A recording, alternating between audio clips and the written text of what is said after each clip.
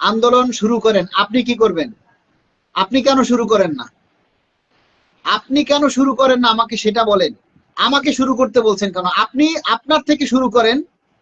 আপনি শুরু করেন কঠিন আন্দোলন, সমস্যা কি? এক জায়গা থেকে শুরু করলেই হইল।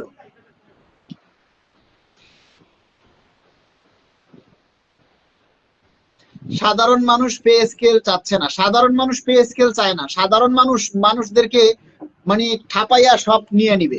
সাধারণ মানুষ জুতা সেলাই করে 100 টাকা নিবে, রিক্সা চালাইয়া 10 টাকার ভাড়া 100 টাকা নিবে। সাধারণ মানুষ 25 টাকার চাল 80 টাকা নিবে। সাধারণ মানুষ 1 ডজন ডিম 30 টাকারটা এখন 120 টাকা নিবে। সাধারণ মানুষ এইভাবে মানুষকে মানে যে যেভাবে পারে সেভাবে তারা উঠাইয়ে নিচ্ছে। সাধারণ মানুষের পে স্কেল চাবে কেন? সাধারণ মানুষকে কি পে স্কেল দিবে? সাধারণ মানুষ কেন নিবে? সাধারণ মানুষ তো সবাই চিপা রস বাইর করে তারপরে নিতেছে। সাধারণ মানুষ তো সরকারি কর্মচারীদেরকে চিপড়িয়া চিপড়াইয়া রস বাইর করে তারপরে খাচ্ছে।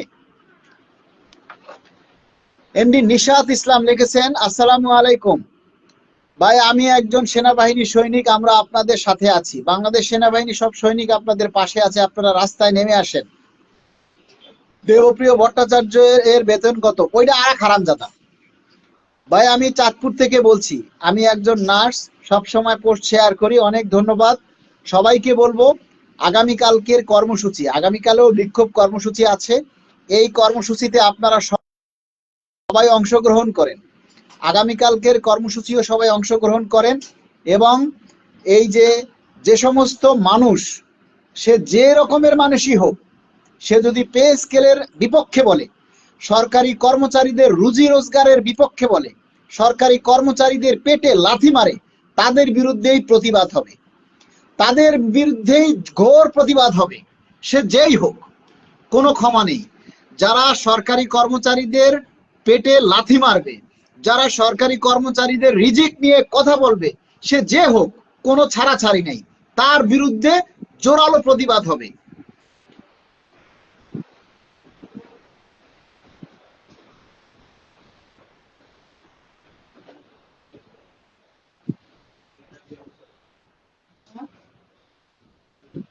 এক ভাই লিখেছে যে ডিম বিক্রি করে তারও মাসে 50,000 টাকা ইনকাম আছে। একদম সত্য কথা।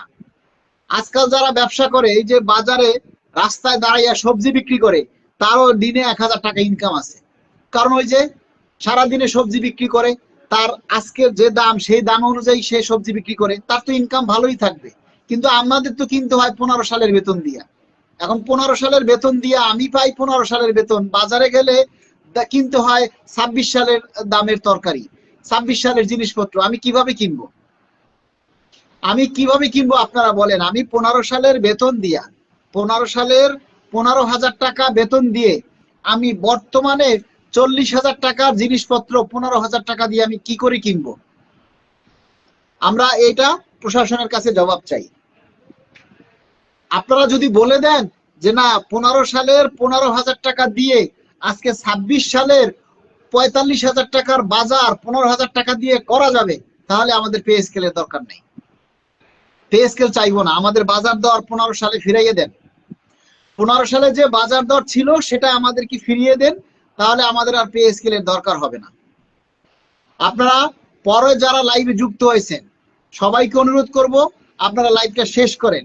আগামীকালকে প্রত্যেকের অফিসে দপ্তরে, যে যে অফিসে আছেন, যে যে দপ্তরে কর্মরত আছেন, যে যে উপজেলায় কর্মরত আছেন, যে যে হাসপাতালে কর্মরত আছেন, এবং যে যে থানায় কর্মরত আছেন, যে যে জেলায় কর্মরত আছেন, সেইখানে আপনারা বিক্ষোভ কর্মসূচি পালন করবেন। তবে অবশ্যই শান্তিপূর্ণভাবে। আমরা এমন কোনো কার্যক্রম করব না যাতে সরকারি সম্পদ নষ্ট হয়, সরকারি কাজে বাধা সৃষ্টি হয় এবং সাধারণ জনগণের জানমালের নিরাপত্তা বিঘ্নিত হয়। এমন কোনো কাজ ছাড়া আপনারা শান্তিপূর্ণভাবে বিক্ষোভ কর্মসূচি পালন করুন। আগামীকাল সারা দেশে আমরা দেখতে চাই যে সারা দেশ থেকে আপনারা এই কর্মসূচি পালন করছেন। র্যাব, সেনাবাহিনী, আনসার ব্যাটালিয়ন, পুলিশ, যে যেখানে আছেন সেখান থেকে এই দাবির ব্যাপারে কথা বলতে হবে। আপনারা যদি এখন চুপ করে থাকেন, তাহলে আপনাদের আত্মহুতি দেওয়া ছাড়া আর কোনো পথ থাকবে না। আপনারা যদি এখনো চুপ করে থাকেন সবাই, তাহলে আপনাদেরকেও আত্মহুতির পথ বেছে নিতে হবে। এবং আমরা দাবি আদায় ঐক্য পরিষদের সাথে একাত্মতা প্রকাশ করে বাংলাদেশ সরকারি কর্মকর্তা কর্মচারী কল্যাণ সমিতি সারা দেশের নেতাকর্মীদেরকে আমরা আহ্বান করব, আপনারা প্রতিটা অফিসে, প্রতিটা দপ্তরে, প্রতিটা জেলায়, প্রতিটা উপজেলায় আগামীকালকে শান্তিপূর্ণভাবে বিক্ষোভ কর্মসূচি পালন করবেন। এটা সকলের প্রতি আমাদের অনুরোধ, এবং আপনারা সেগুলি পালন করে ছবি দিবেন এবং ভিডিওগুলি ফেসবুকে আপলোড করবেন, নিজেরা প্রচার করবেন, এবং অন্যরা যেগুলি পোস্ট করে সেগুলি আপনারা নিজেরা শেয়ার করবেন, নিজেরা পোস্ট করবেন। সমস্ত হসপিটালে যারা আছেন তাদেরকে বলবো, আপনারা অন্তত 1 ঘন্টার জন্য কাজ বাদ দিয়ে এই বিক্ষোভ কর্মসূচি পালন করবেন। 1 ঘন্টায় কোনো রোগী সব মরে যাবে না।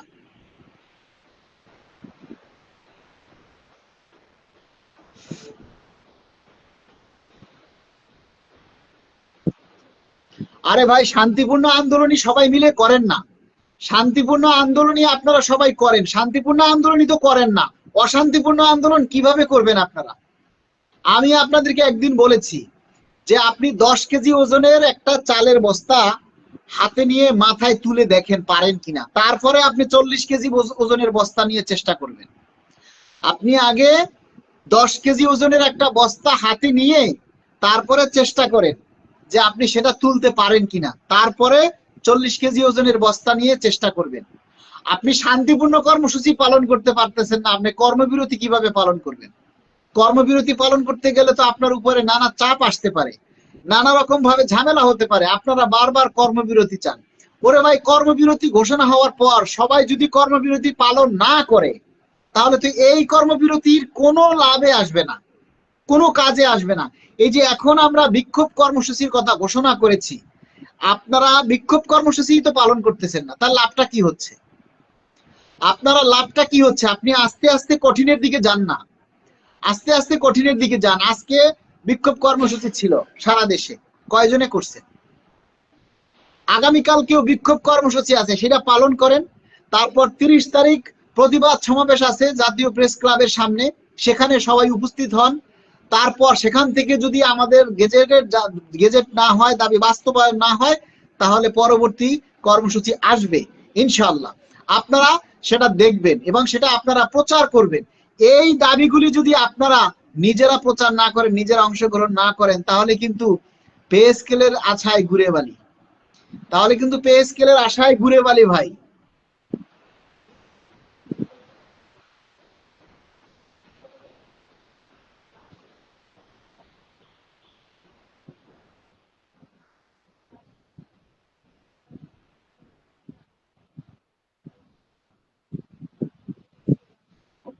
আমি একটা সংগঠন থেকে আমি মনের গোসায় সরে আসছি, কিন্তু দাবি আদায় ঐক্য পরিষদ এবং আপনাদের দাবি থেকে সরে যাইনি ভাই।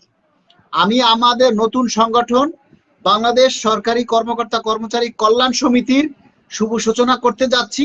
সারা বাংলাদেশ থেকে আমরা সাপোর্ট চাই, সারা বাংলাদেশ থেকে প্রতিটি জেলায় উপজেলায় বাংলাদেশ সরকারি কর্মকর্তা কর্মচারী কল্যাণ সমিতির শাখা কমিটি চাই।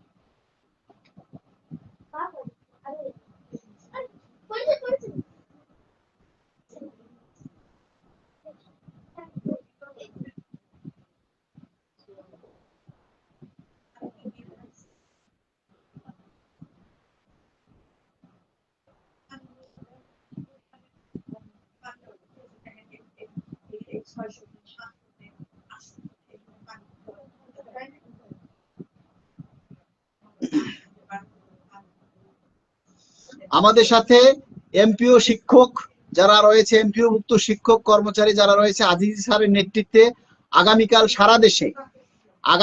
সারা দেশে আজিজি স্যারের নেতৃত্বে এমপিওভুক্ত শিক্ষক কর্মচারী